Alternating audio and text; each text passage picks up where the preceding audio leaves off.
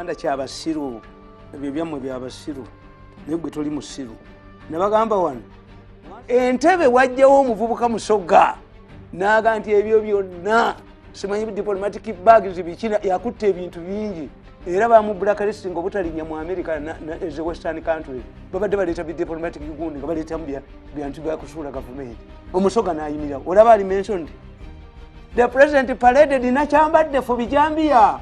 Why don't we see this Musoga engineer who has changed at the airport? Singa tabadde mwana oyo eyaga nti buli nnyonyi eyazibwe mwali bitegedde. Kakati 2, that one I dismissed with the contempt it deserved. 2, abo be banyampi be bakutte banyampi nkugambye nti 1, we agree as an intellectual no credible company can print extra money. If they did printed the extra money mutubuulire order form eyava mu Bank of Uganda differing and said there was no money. Mafia we yabala. 2, gina emikugu gye mwakwata giriyirigo Mbire ne Mandela n'abalala. How did he know that there was a chartered plane which was coming to Uganda? Atekemu ebibi. A chartered. Ate n'empangisa special ate nga mulimu abalala eyeba special. The plane was chartered to bring currency. Who whispered?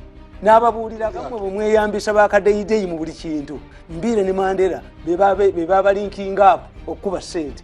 2, tell us the origin of this plane. Yavawa. Haklo Saidi. Yavawa nyo. What was its airport of the origin? And where did it? What if you had many airports in Uganda? Nga yakwawala nejjako sente. What if it was hijacked because it was no longer safe? 2, is it a practice for this for Bank of Uganda to use chartered planes? If there is an illegality, kola duka misinde kugenda kutakisinga, how can you tax an illegality? This would be exhibit. Adduka kubanga bwamala singa omusajja omunoonya nti yabba muwalawo najja n'agamba nze ne faaza buli musajja mu katuliki w'amaanyi tukkiriza ssebo mugawala tumukuba empeta aba takumaze. Kakati bano ono akola ekimuddusa emisinde bifuuke erigo.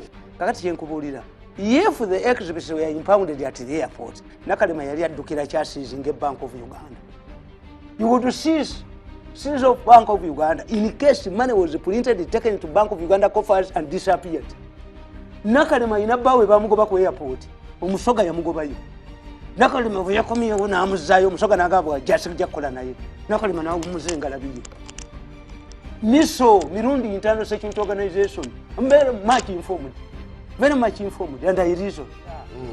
Bano bambire bani abagezi ba creating sente. Why?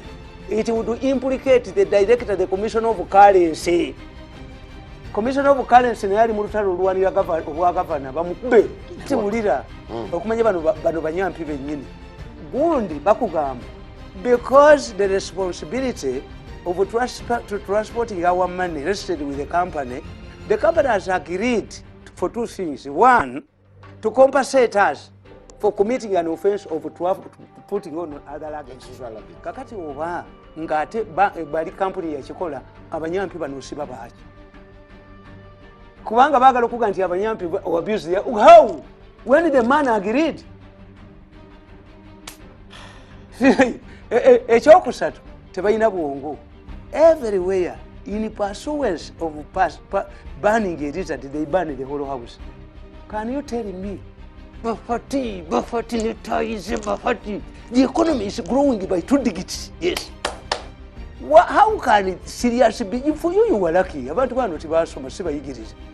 If the economy, if the patient is going to be discharged, how come that they are telling you to bring more?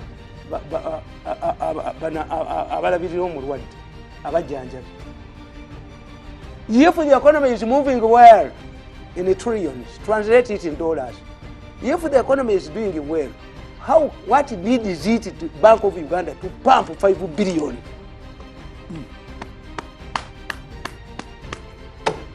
influencing titles? Logical no.